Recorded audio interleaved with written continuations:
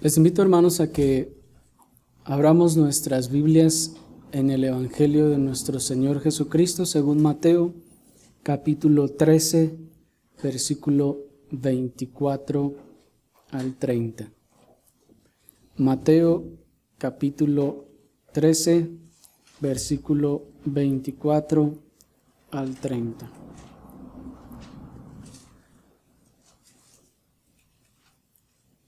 Como saben ustedes, luego de la parábola del sembrador, nuestro Señor ahora continúa con lo que se ha llamado las parábolas del reino. Y dice el verso 24, les refirió otra parábola diciendo, el reino de los cielos es semejante a un hombre que sembró buena semilla en su campo. Pero mientras dormían los hombres, vino su enemigo y sembró cizaña entre el trigo y se fue. Y cuando salió la hierba y dio fruto, entonces apareció también la cizaña. Vinieron entonces los siervos del padre de familia y le dijeron, Señor, ¿no sembraste buena semilla en tu campo? ¿De dónde pues tienes cizaña? Él les dijo, un enemigo ha hecho esto. Y los siervos le dijeron, ¿quieres pues que vayamos y la arranquemos? Él les dijo, no sea que al arrancar la cizaña arranquéis también con ella el trigo. Dejad crecer juntamente lo uno y lo otro hasta la siega, y al tiempo de la siega yo diré a los segadores, recoged primero la cizaña y atadla en manojos para quemarla, pero recoged el trigo en mi granero. Hasta ahí.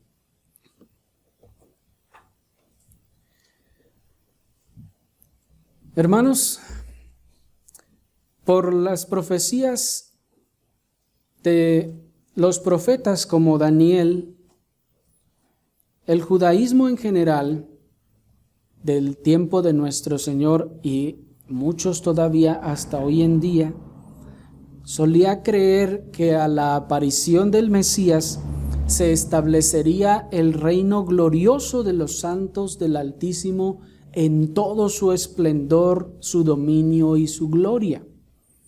Porque como leímos hace un momento en aquella profecía de aquella estatua, ¿se acuerdan? Cuando dice que una piedra fue cortada no con mano de hombre y cayó sobre los pies de barro cocido con fuego, ¿se acuerdan? Y dice que desmenuzó toda la estatua y se derrumbó y luego todo se desmenuzó. Y esa piedra dice que luego se hizo un gran monte que llenó toda la tierra. ¿Se acuerdan? Este gran monte es el símbolo del reino de Dios. Pues luego que Daniel le revela el significado a Nabucodonosor, ¿se acuerdan que le dice? Este es un reino que vendrá y que dice será más grande que todos y que no tendrá fin. Luego Daniel nos habla de otra profecía de aquellas bestias, ¿se acuerdan? También vimos un poco sobre ellas, y que luego después viene un cuerno en esa última bestia, luego de esa última bestia que derriba a las demás. Y luego entonces Daniel ve tronos, ve sillas puestas y entonces ve a un anciano sentado y bueno, recordarán ustedes que luego dice que ve a uno como hijo de hombre que es acercado al anciano de días. Entonces Daniel asombrado se acerca y pregunta a uno de los presentes y le pregunta ¿qué significa esto? Y el que está ahí le dice, estas 4 bestias son 4 reyes que vendrán. Y luego de estos reyes vendrá, dice, un reino, el reino, y luego aclara y dice, de los santos del Altísimo. Y este reino será eterno. Entonces, los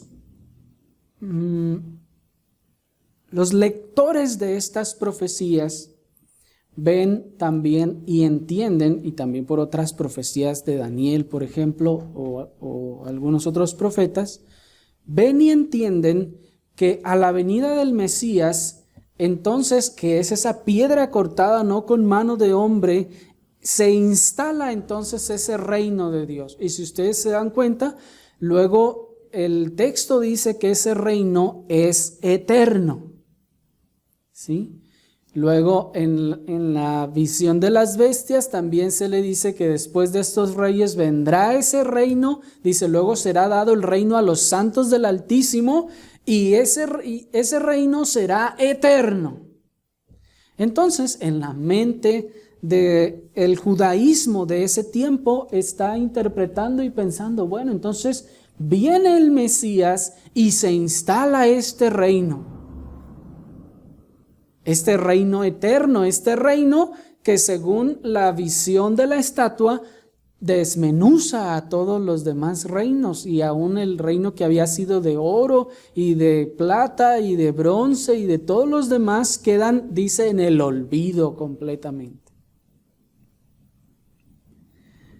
Entonces,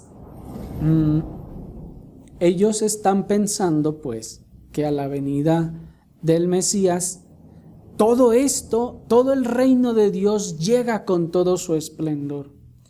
Y esto también a causa de la falta de entendimiento o de revelación que les hacía pensar que solo había o habría una sola venida del Mesías. ¿Sí?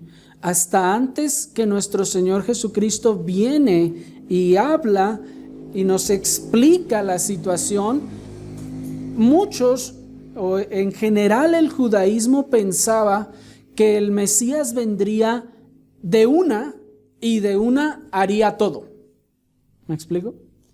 No había en el pensamiento o en la escatología judía de aquel tiempo un entendimiento que les dijera que el Mesías vendría, digamos que en 2 ocasiones, ¿sí? Para ellos venía una vez, instalaba su reino y a partir de ahí todo era plenitud y dominio total, esplendor eterno. De ahí que encontramos a Juan el Bautista preguntándole a nuestro Señor si él era el que había de venir o esperaban otro. ¿Se acuerdan que ya habíamos visto que cuando Juan el Bautista está allí encarcelado, Juan el Bautista se pregunta, bueno, ¿por qué estoy yo aquí encarcelado si él es el Mesías? Y si dicen las profecías que vendría el Mesías, instalaría su reino y entonces ese reino sería perfecto, esplendoroso, dominaría toda la tierra y que no tendría fin. Si este es el reino y este es el Mesías, ¿qué estoy haciendo en la cárcel? ¿Se acuerdan? ¿Por qué? Porque él otra vez todavía estaba también pensando estas cosas, y de la misma manera el resto de los judíos, al no ver los beneficios terrenales que esperaban que les vendían a ellos como nación tras la venida del Mesías, entonces comenzaron a acusarlo de falso. Y lo acusaron con blasfemias e improperios, según nos dice Mateo capítulo 12, versículo 23 y 24, que leímos hace un rato. Y entonces aún le demandaban señales para ahora sí creer que él era el Mesías que había de venir. ¿Se acuerdan? No sé si me están siguiendo en este punto, hermanos. Es importante, porque en esto se basa, o este es el contexto que nos va a ayudar a entender esta famosa parábola del trigo y la cizaña. Y vuelvo otra vez a recapitular, la nación de Israel, el judaísmo de este tiempo no entiende cómo será o cómo se implantará el reino de Dios y cómo progresará hasta su plenitud. Por lo que ellos entienden de las profecías, repito, el Mesías viene una vez y viene e instala todo, y a partir de allí todos felices y contentos, y ya se instala el reino total y plenamente en todo su esplendor y gloria, y entonces ya se ha extendido por toda la tierra y su dominio ya es total y completo. Pero recuerden que a esto todavía se aúna ese pensamiento tergiversado de no ver al Mesías como Salvador espiritual, sino como Rey majestuoso, imponente, que viene y domina por la fuerza. ¿Me siguen? Entonces, ellos, veámoslo así, ellos están pensando, va a venir el Mesías y entonces va a instalar su reino, su reino aquí en la tierra, y cuando lo instale, a partir de ahí todo va a ser esplendor, gloria y dominio.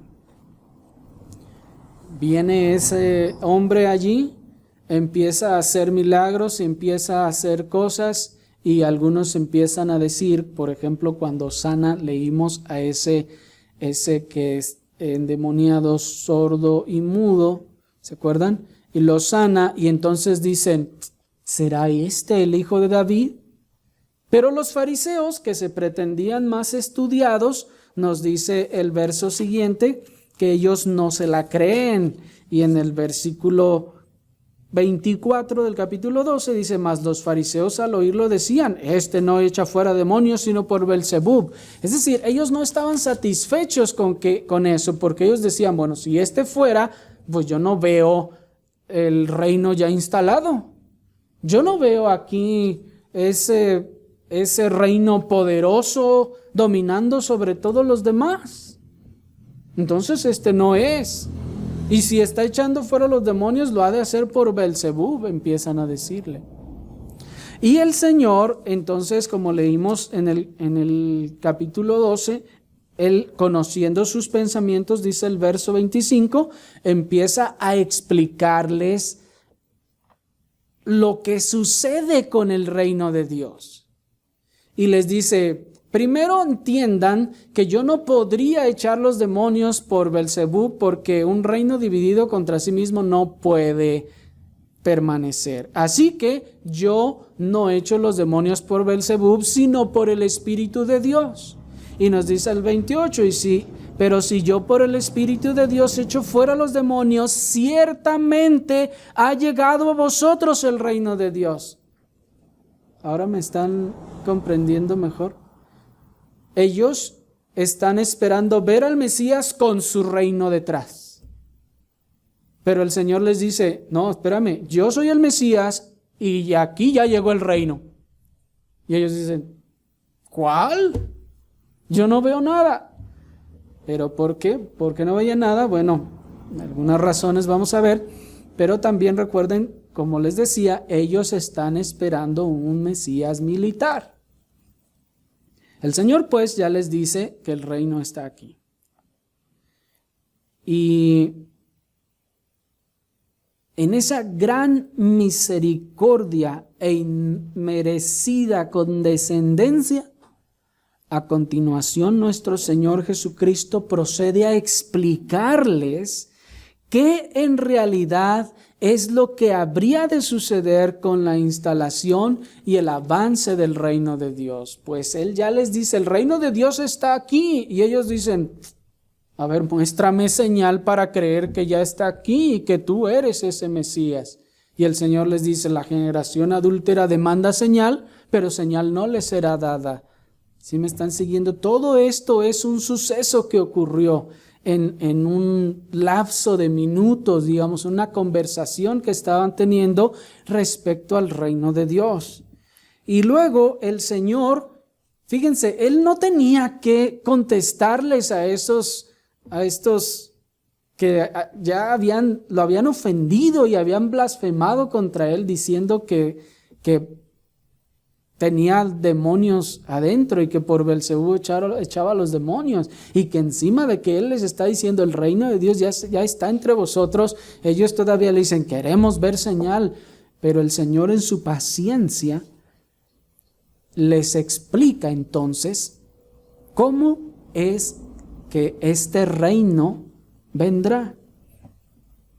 Y es por eso que en el verso 28 del capítulo 12 que leímos, el Señor les dice, pero si yo por el Espíritu echo fuera demonios, ahí comienza a explicarles, ¿saben? El reino de Dios ya está entre vosotros. Primero, hermanos, el reino de Dios, que es el reino de los cielos, con toda certeza, dice el Señor, ha llegado y ya se ha instalado entre ustedes. Y no deben dudarlo, pero su manifestación plena y absoluta no será ahora mismo, sino que seguirá su jornada hasta la plena y absoluta forma en la que se manifestará con total plenitud. Seguirá su jornada hasta que se cumpla el tiempo, hasta que se cumpla su jornada en la que se manifestará con total plenitud. Y eso, hermanos, es lo que enseña la parábola del que se conoce como la del trigo y la cizaña. ¿Sí me explico? Este es el contexto. Están hablando del reino de Dios. Ellos no creen que ya se ha instalado. El Señor les dice, sí, ya se ha instalado. Y ellos dicen, no, pues ¿cómo? Y el Señor les dice, ahora les voy a decir cómo. Miren, escúchenme cómo. El reino de los cielos es semejante a un hombre que sembró buena semilla en su campo, pero mientras dormían los hombres, vino su enemigo y sembró cizaña entre el trigo y se fue. Y cuando salió la hierba y dio fruto, entonces apareció también la cizaña. Vinieron entonces los siervos del padre de familia y le dijeron, Señor, ¿no sembraste buena semilla en tu campo? ¿De dónde pues tienes cizaña? Él les dijo, un enemigo lo ha hecho esto. Y los siervos le dijeron, ¿quieres pues que vayamos y la arranquemos? Él les dijo, no sea que al arrancar la cizaña arranquéis también con ella el trigo. Dejad crecer juntamente lo uno y lo otro hasta la siega, y al tiempo de la siega yo diré a los segadores, recoged primero la cizaña y atadla en manojos para quemarla, pero recoged el trigo en mi granero. Esa es la respuesta que el Señor les da. Les dice, ¿quieren saber cómo es que funciona esto? ¿Cómo es que el reino de Dios va a suceder? Miren, aquí había un hombre que sembró buena semilla en su campo. Qué cosa tan asombrosa, hermanos. ¿Se acuerdan? Que por eso comienza diciéndonos Mateo, por eso les hablo en parábolas, para que viendo, ¿qué dice? No ven, y oyendo no oyen. Aquí está otra parábola, aquí está otro de los misterios del reino, pues recuerden que les dice a sus discípulos, a ustedes les es dado saber los misterios del reino. ¿Sí? Los misterios del reino, otra vez. ¿Cómo se va a manifestar entonces el reino de Dios? El Señor a ellos les dice por una parábola, pero vamos a ver que luego los discípulos no le entienden. Y le preguntan, Señor, ¿qué significa eso? Pero antes de ver, hermanos, el significado, veamos algunos aspectos interesantes de la parábola en sí misma. Si ustedes se fijan, es una parábola como la del sembrador semejante, enfocada en la actividad que tenían ellos en su trabajo regular, que era la siembra en aquel tiempo del trigo. Se siembra entonces el trigo, dice que este hombre siembra en su campo buena semilla, o sea, trigo. Y luego viene cuando dormían los hombres, viene su enemigo y siembra cizaña allí. Como saben, hermanos, se ha dicho mucho que la cizaña es una planta porque es muy semejante a la del trigo.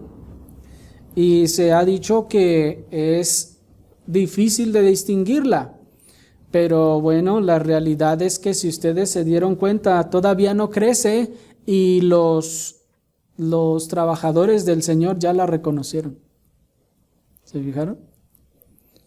Se ha dicho que es bien difícil de distinguirla una de la otra. Sí, se parecen, pero estos trabajadores que son expertos, que saben de su trabajo, todavía no crece y ya saben que esa es cizaña. Esto es interesante, porque entonces esto nos dice que esa cizaña sí se puede distinguir. Y si el Señor nos ayuda, la próxima vez vamos a ver algunas aplicaciones respecto a eso. Pero además, hermanos, también se ha dicho mucho que la distinción principal entre la cizaña y el trigo era que la cizaña no daba fruto. Bueno, algunos estudiosos y algunos que pues se han dedicado a hacer estudios más concienzudos de las costumbres en tierras bíblicas, han dicho que la cizaña sí, de hecho, da fruto, o que su fruto es una semilla. De otra forma, entonces, pues, ¿cómo podría esparcirse? Pero que esa semilla que da la cizaña o ese frutito que da la cizaña es mucho más pequeño que el grano del trigo y es de algún modo fácil de distinguir. También se ha dicho que el hecho de que, noten, también se sembró la cizaña. ¿Cómo se sembró? Con semilla. Entonces la cizaña también tiene una semilla. Y el malvado fue y sembró la cizaña. Ahora, ¿por qué alguien iría a sembrar cizaña en el campo de alguien más? Y el verso nos dice que es su enemigo. Noten eso. ¿Qué mal me haría tener yo mi sembradío de trigo y que alguien ponga cizaña ahí a un lado? Si al final puedo distinguirla y no me pasa nada y ya nomás la ignoro. ¿Sí me explico? Noten que el enemigo viene mientras duermen y siembra la cizaña. Porque ese enemigo implica que es malo y que tiene malas intenciones. ¿Me siguen? ¿Qué mal me estaría haciendo si la cizaña no produjera fruto? Y no produjera nada que me dañe. Sería nomás como más hierba allí, estorbándole, y ya. Pero no es así. Se ha dicho que hay clases de cizaña que dan de cierto una especie de fruto, que como les decía, que es su semilla y es más pequeño que el trigo, o es un tanto parecido, pero es más pequeño. Y se dice que este fruto de la cizaña hace daño a los animales cuando se la comen. Y algunos podrían llegar a morirse, algunos animales, si se comen la cizaña. También se dice, algunos estudiosos dicen que esta cizaña, si se consume, si el humano la consume, o si por error la revuelve con el trigo, no la sabe separar, y la revuelve y hace pan, y se comen ese pan, se dice que esa semilla llega a causar algo como mareos, y que en un consumo mayor puede llegar a causar un efecto como de adormecimiento. De tal manera que cuando el enemigo va y siembra cizaña en el campo del hombre bueno, estaba buscando hacerle un daño a lo suyo y a las cosas que poseía su enemigo. ¿Me explico? Hay allí entonces ya una intención malvada de por medio. ¿Por qué? Porque la semilla o la cizaña, entonces produce un efecto malo tanto en los animales como en los seres humanos. Ahora, está la cizaña, entonces dicen ellos, vamos a quitarla. ¿Por qué hay que quitarla si no me hace daño? ¿Por qué hay que quitarla si es simple zacate que no me afecta? No, ellos dicen, hay que quitarla porque creciendo y dando su fruto puede hacerle daño a nuestros animales o a nosotros mismos. ¿Se dan cuenta por qué es necesario quitarla? Porque si está ahí nomás de adorno, no quita ni espacio ni nada, pues entonces ¿para qué la quitamos? Hay que esperarnos. ¿Sí me explico? Pero no, ellos proponen quitarla porque va a producir un mal, porque va a producir un daño si se deja allí.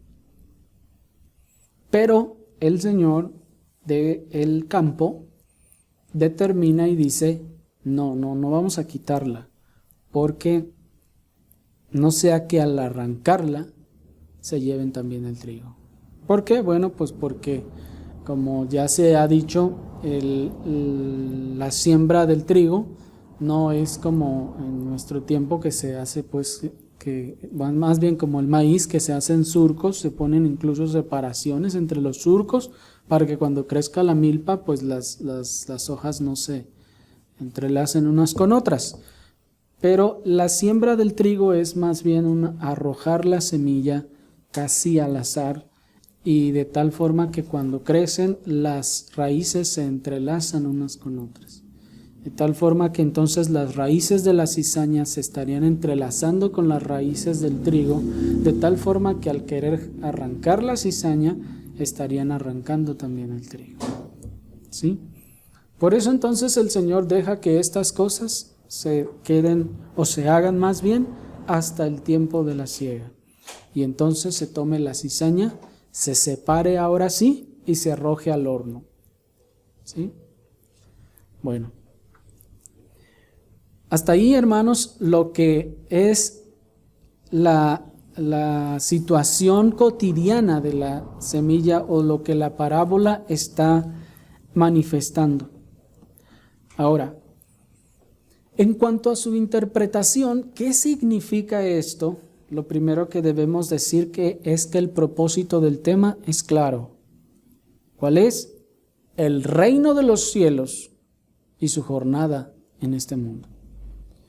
Por eso les dije al principio que la gente está alegando con el Señor, están hablando sobre el reino de los cielos, la visión que ellos tienen del Mesías y lo que el Mesías habría de hacer cuando llegara.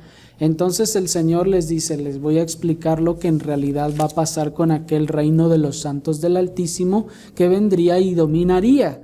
¿Sí? Y les dice el Señor, el reino de los cielos es semejante. ¿De qué está hablando entonces? Del reino de los cielos. Parece lógico, hermanos, pero desafortunadamente a veces se toman estas parábolas para llevarlas a otro lugar y en realidad el Señor nos está estableciendo el lugar en donde esta parábola se va a desarrollar. No debemos olvidar, hermanos, que como todas las parábolas o misterios del reino, no debemos esperar un paralelismo absoluto en cada uno de los elementos de la parábola, pues ni nuestro Señor Jesucristo mismo le da ese paralelismo. ¿Qué queremos decir con esto? Acuérdense que cuando tomamos las parábolas, antes de que empecemos a ver qué significan, no esperemos que cada elemento de la parábola tenga un significado.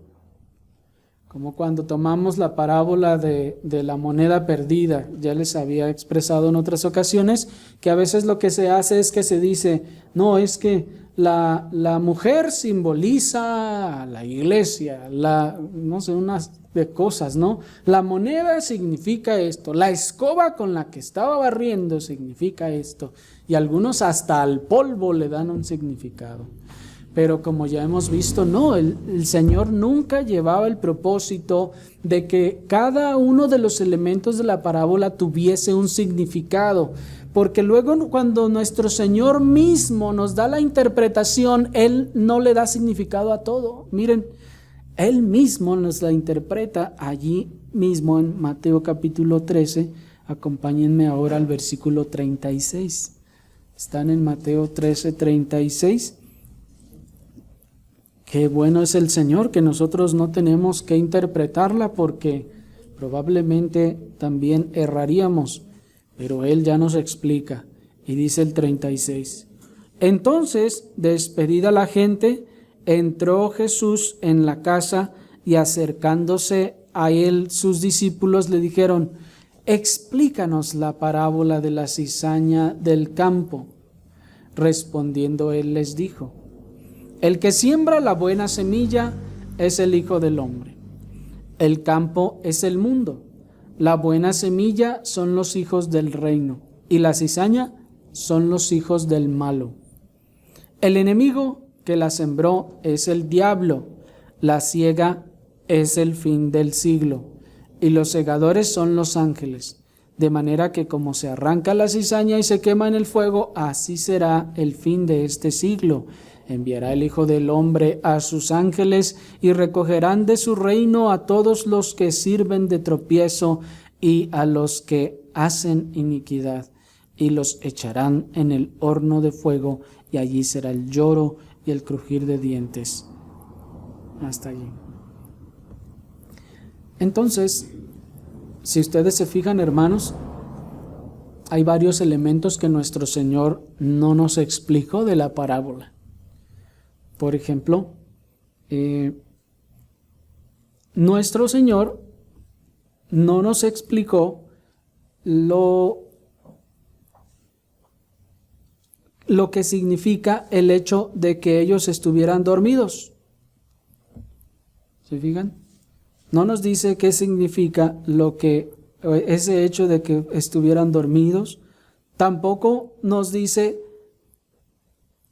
lo que significan algunas otras cosas, como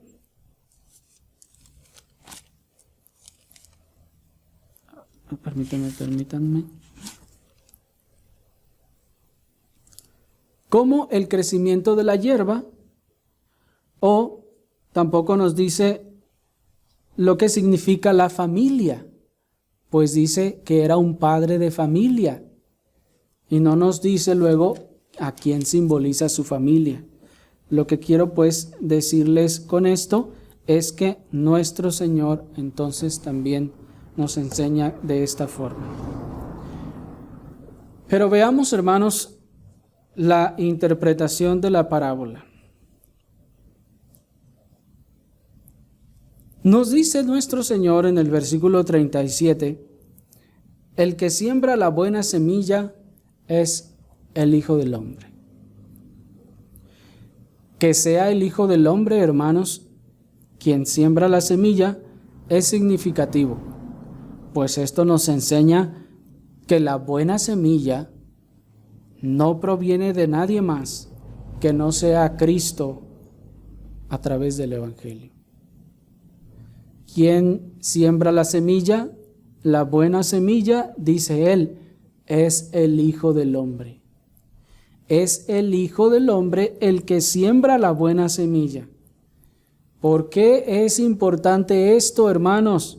Porque esto implica que ningún otro mensaje, ya sea psicológico u humanista, ningún otro procedimiento humano, ni progresista, ni ritualista, ni el esfuerzo, ni el entusiasmo humano pueden producir una verdadera nueva criatura. Porque ya vimos que la buena semilla, dice el 38, son los hijos del reino. ¿Cómo se dan los hijos del reino? ¿Cómo se siembran los hijos del reino? Únicamente Cristo es quien los siembra. ¿Cómo se hace a un cristiano? ¿Cómo una persona se hace cristiana?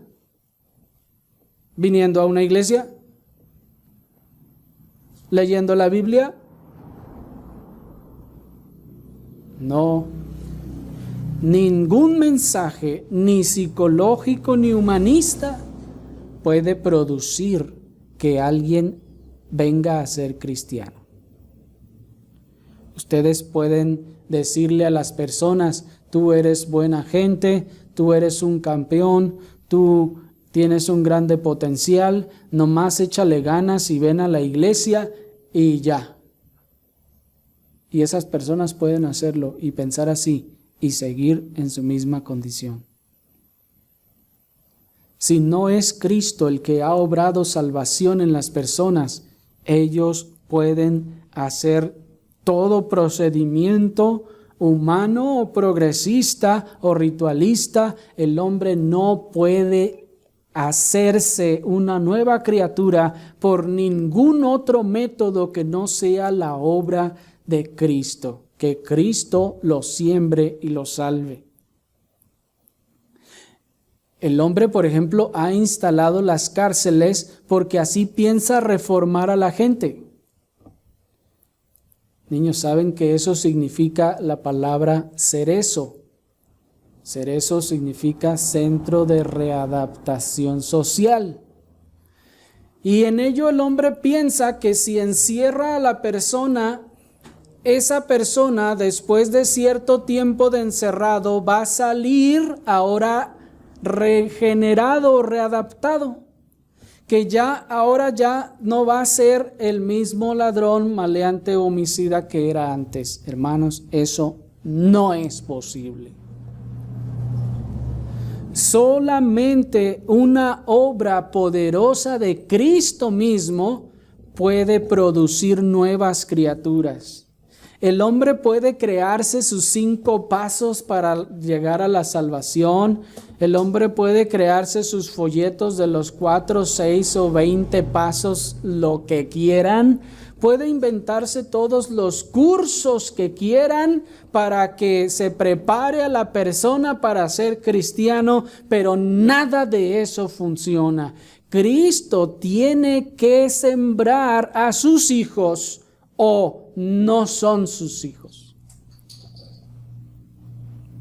El hombre puede incluso establecer rituales, formatos, maneras en las que, según ellos, la persona venga a ser cristiana, venga a ser salva, pero si Cristo no lo siembra, si la palabra de Cristo, el evangelio verdadero, no es sembrado y escuchado en la persona, puede estar todo el tiempo que quieran en una iglesia y no es cristiano.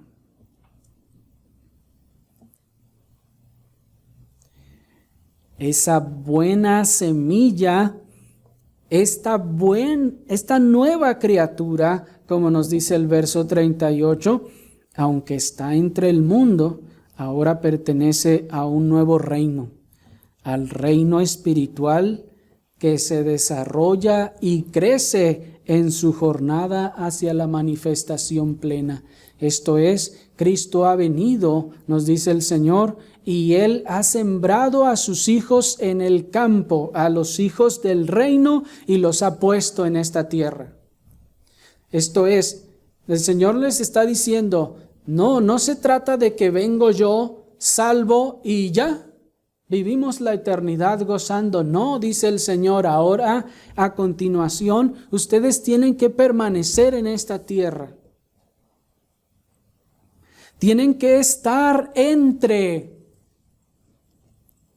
aún entre la cizaña. Con esto también les estaba diciendo a los judíos, hermanos, que si ellos no creían en Él, nada importaba. Si ellos no creían en Cristo, de nada les importaría su raza o su genealogía, que si ellos no habían sido sembrados por Cristo, de nada importaría cuántas veces ayunaran, de nada importaría cuántos sacrificios hicieran, ellos no podían ser hijos del reino. ¿Sí me explico? Que el Hijo del Hombre sea el que siembra esa semilla, hermanos, significa todo eso. y que en el caso de los judíos, no, ninguna otra religión y ninguna otra creencia puede producir hijos del reino, puede producir nuevas criaturas. No, los judíos no son cristianos, los judíos no son creyentes, los judíos no son salvos, los judíos no son el pueblo de Dios. ¿No nos dice allí claramente: la buena semilla son los hijos del reino y la cizaña los hijos del malo? Así que el que no cree en Cristo, que le haga como quiera, que se ponga patas para arriba y haga todos los rituales que quiera. Si Cristo no ha sembrado la semilla de vida en su corazón, no es cristiano y no puede ser parte del reino.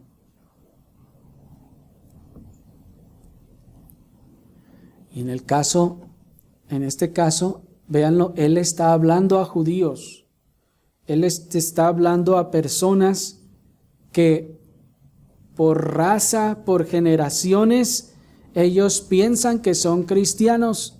Ellos piensan que nada más que venga el Mesías, todos ellos van a recibir esos beneficios. Pero el Señor les está diciendo: no, el sembrador soy yo. Ese que tú estás preguntándole: haz una señal a ver si eres tú, si te creo, si no, no. Pues el Señor les dice: pues el sembrador soy yo. ¿Me explico? Si yo no siembro estas semillas, nadie las puede sembrar. Porque noten que no son los trabajadores los que las siembran, es el Señor. Hasta sus trabajadores le dicen: no sembraste.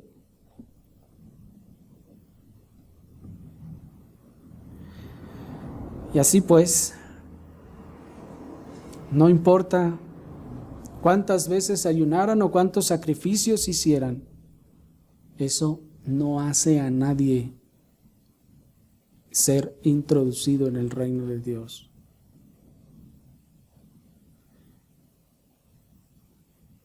Y así, luego nos dice que el campo, están ahí el versículo 38, dice: ahora el campo es el mundo. Ciertamente el campo simboliza al mundo, hermanos. Ha habido un cierto debate en algunas escuelas de interpretación modernas, sobre todo, que se han opuesto enérgicamente a que se le dé a esta parábola una aplicación para la iglesia. Y han dicho: no, es que se dice mucho que el trigo y la cizaña significa que en la iglesia va a haber cristianos verdaderos y otros hipócritas. Y así es como se ha interpretado generalmente la parábola. Y dicen ellos: no, esa interpretación está muy mal, porque aquí dice que el campo es el mundo. Bueno, ciertamente el campo es el mundo y vamos a ver qué significa eso. Pero pensamos que tampoco significa que no haya aplicación estas cosas en la iglesia, como lo vamos a ver a continuación. Nuestro Señor Jesucristo trataba de expresarles que el reino de los cielos debía permanecer en este mundo por un tiempo, hasta el tiempo de la siega, que las promesas del reinado y completa victoria habían de esperar entonces un tiempo más. Entre tanto, los creyentes debían permanecer en esta tierra. Porque en la visión de aquella estatua, la piedra que es cortada no con mano de hombre, cae sobre los pies de la estatua, desmenuza todo. ¿Y qué pasa? ¿En un instante se convierte en un gran monte? No, dice que luego se hizo un gran monte. Y luego ese monte cubrió toda la tierra. ¿Qué implica eso? Que hay un proceso. Que ese monte fue extendiéndose o fue creciendo hasta que cubrió toda la tierra. Ese proceso, esa jornada de avance del reino de Dios es la que ellos no estaban considerando, los judíos en aquel tiempo, y el Señor les dice: sí, yo soy el Mesías y el reino ahora está entre ustedes, pero esperen, el reino tiene que ir creciendo y tiene que vivir una jornada aquí en la tierra y tiene que permanecer aquí hasta el tiempo en el que venga el juicio final. Pero hermanos, de la manera como el Hijo del Hombre sembró sus hijos en el mundo, pues el campo es el mundo. Es decir, Dios dejó su semilla, los hijos del reino, en el mundo. También el diablo sembró los suyos, dice. Pues noten que dice también el final del verso 38.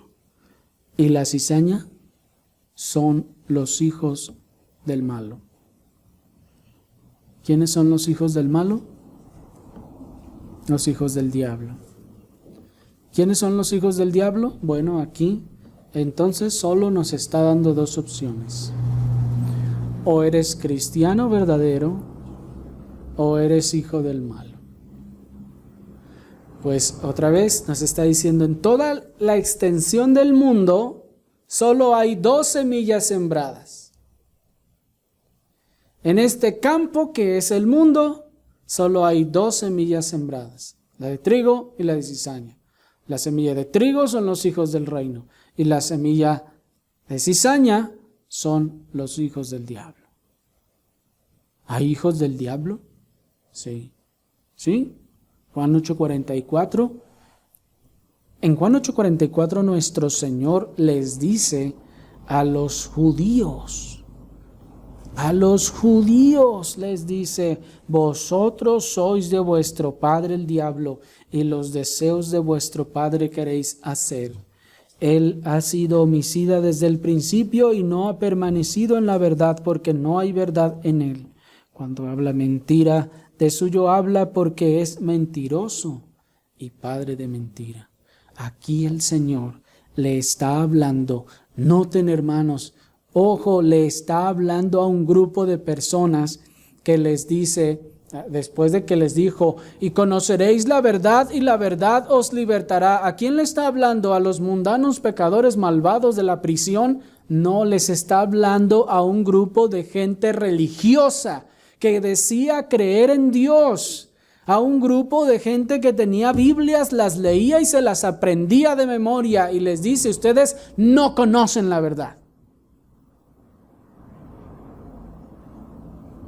Es sorprendente. Primero les dice: ustedes no conocen la verdad, porque les dice: y conoceréis la verdad, lo que significa que antes no la conocían.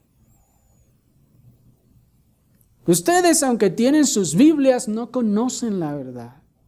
Les está diciendo, tienen sus Biblias, las leen, las estudian y piensan que conocen a Dios, pero ustedes no conocen la verdad. Pero cuando la conozcan, esta verdad les hará libres. Pero eso sí les ofendió, y eso sí dijeron: ¿cómo dices tú que seremos libres si nunca hemos sido esclavos de nadie? Y el Señor les dice: oh, sí han sido esclavos, porque el que hace pecado es esclavo del pecado. Y les dice: no, nosotros somos hijos de Abraham, dicen ellos, y nunca hemos sido esclavos de nadie. Noten cómo ellos confiaban que por el hecho de ser hijos de Abraham, entonces ya conocían la verdad, ya estaban en la verdad, ya conocían a Dios y ya eran cristianos. Pero el Señor les dice: no, ustedes son hijos del diablo. A un grupo de religiosos con Biblia en la mano les dice: ustedes son hijos del diablo. ¿Por qué? Porque las cosas que el diablo hace son las cosas que a ustedes les encanta hacer. El diablo ha sido homicida, dice desde el principio, y no hay verdad en él.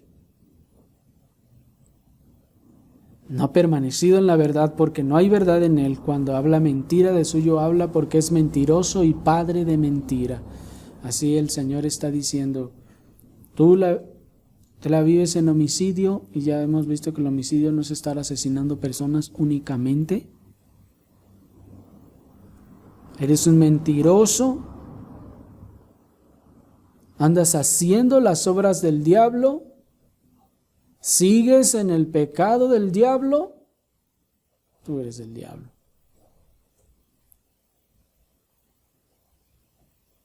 Se oye bien feo, pero es lo que el Señor les está diciendo. Anda como pato, grazna como pato y mueve la cola como pato. ¿Qué es? Un hijo del diablo. ¿Me explico? Y el Señor dice, entonces en este campo, en esta tierra, solo hay dos clases de personas. O eres cristiano, o eres hijo de Dios, o eres hijo del diablo. No puedes estar en la mitad. No puedes decir, estoy en el proceso. No puedes decirle, estoy echando ganas para llegar a ser. No, no se llega a ser cristiano. Se es cristiano. Se puede estar en el proceso de santificación, mas no en el proceso de llegar a ser salvo. Porque la salvación, hermanos, que el Señor da es una obra poderosa que regenera en un instante.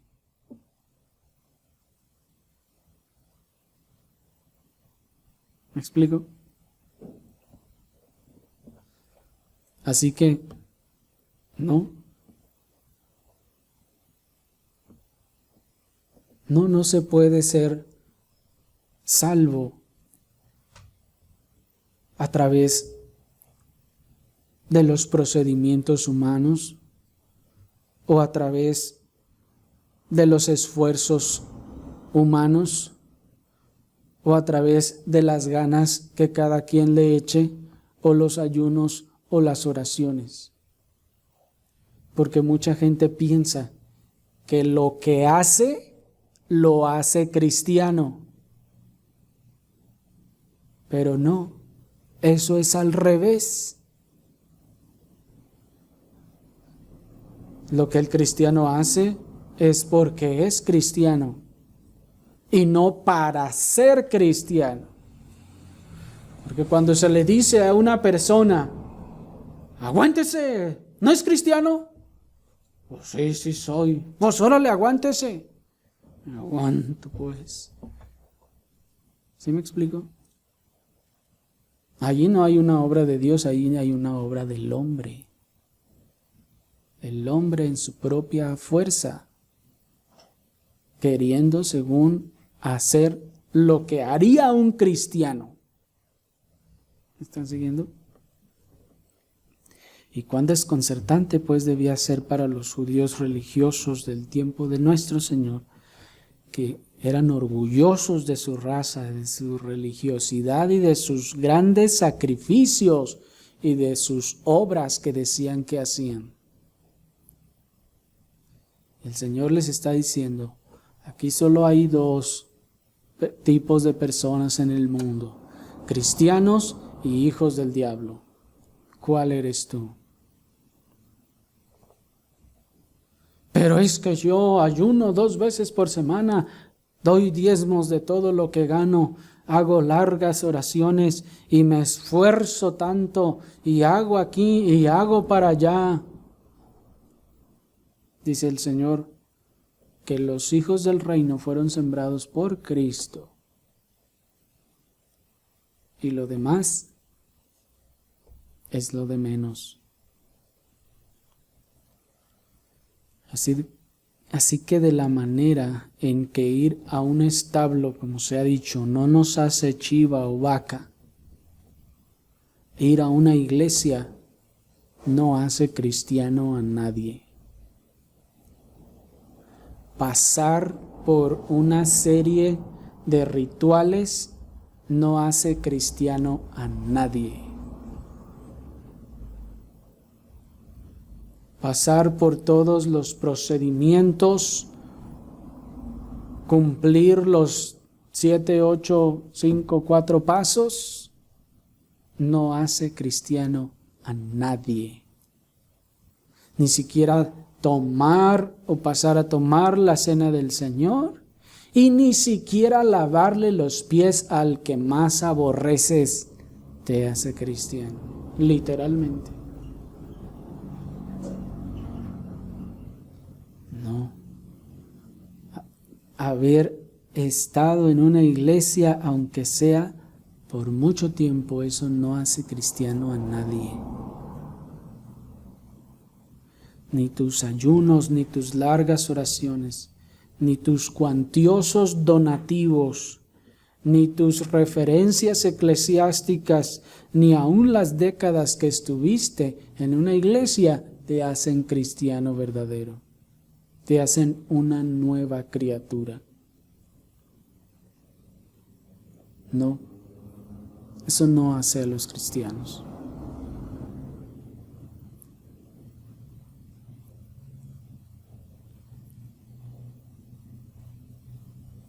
El hombre entonces no es bueno por naturaleza, a menos que sea sembrado por Cristo el Salvador. El hombre es más bien malo, es más bien en general, si no es cristiano, no es más o menos, ni es medio buena gente, ni es, pues no es hijo de Dios, pero tampoco es hijo del diablo. Hermanos, la parábola nos dice que solo hay 2 tipos de semillas en el campo, en el mundo: los hijos de Dios y los hijos del diablo. ¿De cuál es usted?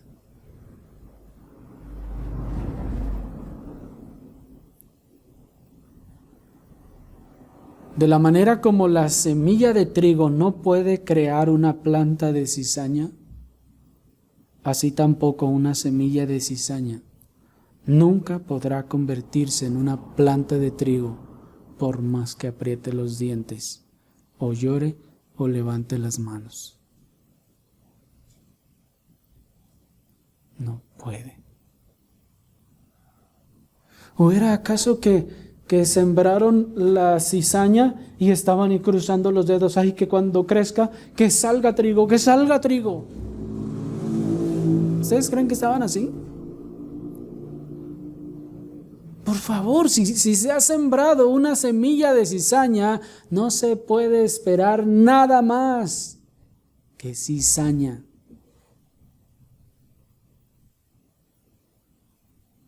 ¿Me explico? No hay esperanza de que de esa planta de cizaña luego se convierta sola en trigo y salga trigo. No, si la semilla es cizaña, saldrá cizaña.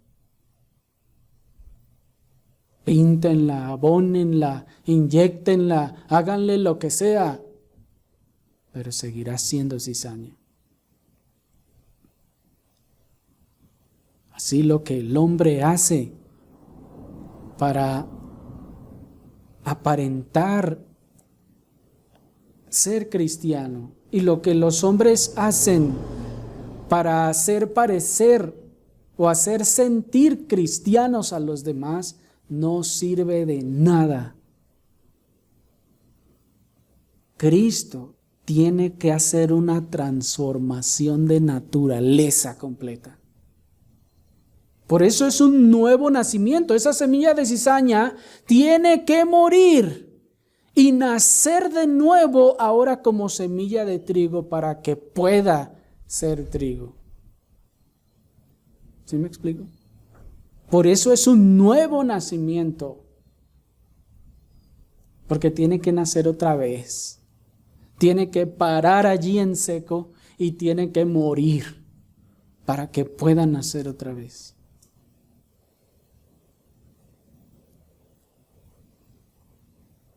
porque nada de lo que le hagan le hará ni le convertirá en trigo. Solo Dios puede hacer eso. Solo el sembrador puede hacer ese milagro. Por eso el nuevo nacimiento es el milagro más grande. Y por eso en las iglesias cristianas verdaderas hay más y más inmensos milagros que en aquellas que anuncian sus noches de gloria y de milagros con cuanta cosa. Porque muchos de ellos no son ni siquiera milagros. Pero los verdaderos y más poderosos milagros se dan a través del mensaje del Evangelio en la salvación de las personas. Porque ahí ocurre el milagro más maravilloso que hay y más poderoso.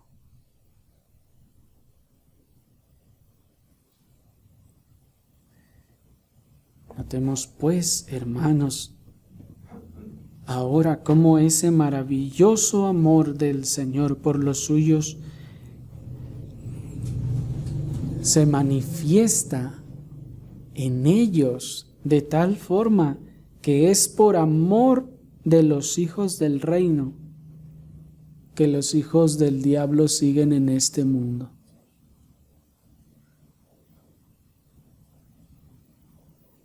Es por el amor de Dios a los hijos del reino que los hijos del diablo siguen todavía en este mundo sin ser arrancados y no al revés.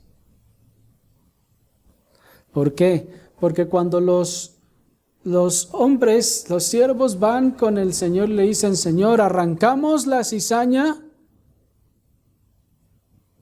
como cuando los discípulos del Señor le decían: Señor, ¿quieres que hagamos que descienda fuego del cielo y los consuma a estos? Y el Señor, ¿qué les dijo? Vosotros no sabéis de qué espíritu sois. Y noten, hermanos, que el Señor les dice a sus siervos: no la arranquen. ¿Por qué? ¿Para que no le pase nada a la cizaña? No, para que no le pase nada al trigo. La razón por la que la cizaña sigue allí es por causa del trigo, y no el trigo por causa de la cizaña. De tal manera, hermanos, que el mundo, este mundo, es sostenido en la providencia de Dios por el amor de Dios a los cristianos, a los creyentes, a los que están en la tierra y vendrán a ser salvos. Eso es lo que sostiene a este mundo girando todavía. El amor de Dios por los suyos, los que ahora son suyos y los que han de ser salvos. De otro modo, hermanos, este mundo habría colapsado ya desde hace mucho tiempo. Pero es por amor a los hijos de Dios que Dios ha preservado este mundo. Por eso es hasta que una vez haya entrado el último de los hijos de Dios, haya venido a genuina salvación, entonces se acabará este tiempo. Porque eso es lo que dice en el verso 39, cuando dice: el enemigo que la sembró es el diablo y la siega es el fin del siglo. Esa palabra siglo es de la palabra griega que significa época.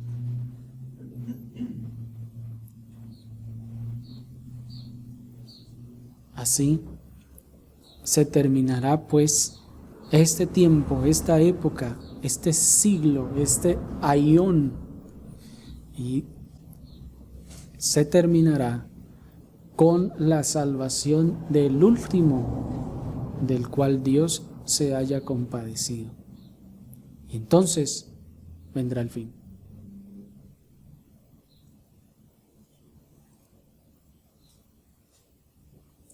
Pero ha sido la voluntad y el propósito de Dios que los hijos del reino permanezcan entre los hijos de las tinieblas hasta el fin de los tiempos. ¿Para qué?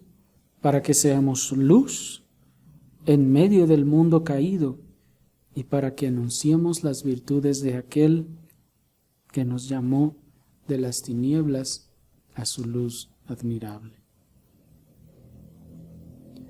Oremos, hermanos, al Señor.